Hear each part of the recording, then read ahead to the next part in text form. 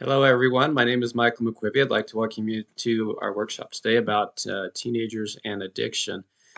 We'll be looking at the following items. First, we'll talk about the definition of addiction. We'll be talking about statistics pertaining to addiction. We'll be talking about some contributing factors and then some alternatives and coping mechanisms to behaviors that lead to addiction.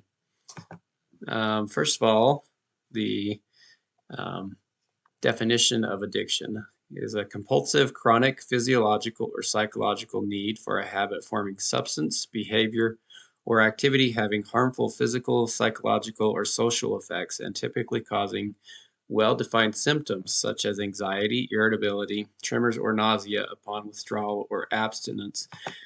And I'd like to look at some examples of those specific areas that they mentioned. Substance, they could be alcohol, nicotine, marijuana, prescription drugs, some behaviors, gaming, pornography, cutting, tattoos, and activity, gambling, shopping, cleaning, exercise. And of course, there are many different examples of addictions out there, but those are some of the most common ones.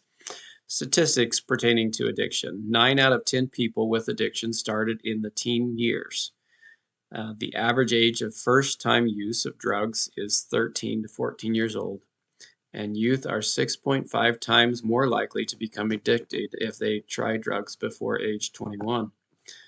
Some contributing factors to addiction: boredom, peer pressure, depression and anxiety, bullying, and rebellion. And I want to focus specifically on depression and anxiety because I feel like all of these pertain somewhat to depression and anxiety. And let's look at a case study here. So Cassidy discovered when she was in elementary school that she suffered from anxiety and depression.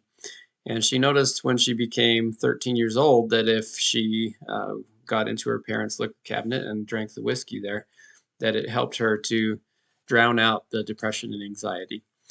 So this led to her more frequently using whiskey, and by the time she finished high school, she was drinking daily. And she said that her favorite companion had become her worst enemy. In college, she found that depression was so bad, and now it was compounded by an addiction, so she attempted suicide. Luckily, she was unsuccessful in that attempt, and that led to her getting some help where she received some counseling and some medication. But she also discovered that yoga and meditation and being in nature helped her to cope with her depression and anxiety, and she didn't have to turn to her addictive behaviors. So I want to focus on that she found a different way to cope. She found yoga, she found meditation, and being in nature. And I want to talk about how we can find our own passion. We can find our own thing that helps us to cope with anxiety and depression. As a father of 4 kids, these are some things that I found in my family that they like to do to cope with their anxiety: swimming, drama, mountain biking, percussion. There's many other things, but those are some of the main things that my family enjoys. And I want to watch this video that does a great job of explaining how addictions work and then finding ways to cope and to find the thing that helps us to find a better way. But he talks about consumption and creation, and how a lot of the things that we do today give us the wrong kinds of dopamine. And if we find a way to build and create and look for opportunities to do things that will help us to work through our anxiety and depression, that we will be able to avoid addictive behaviors. This is a screenshot of the website that he talked about, Wikipedia, and just searching skills and also Skillshare.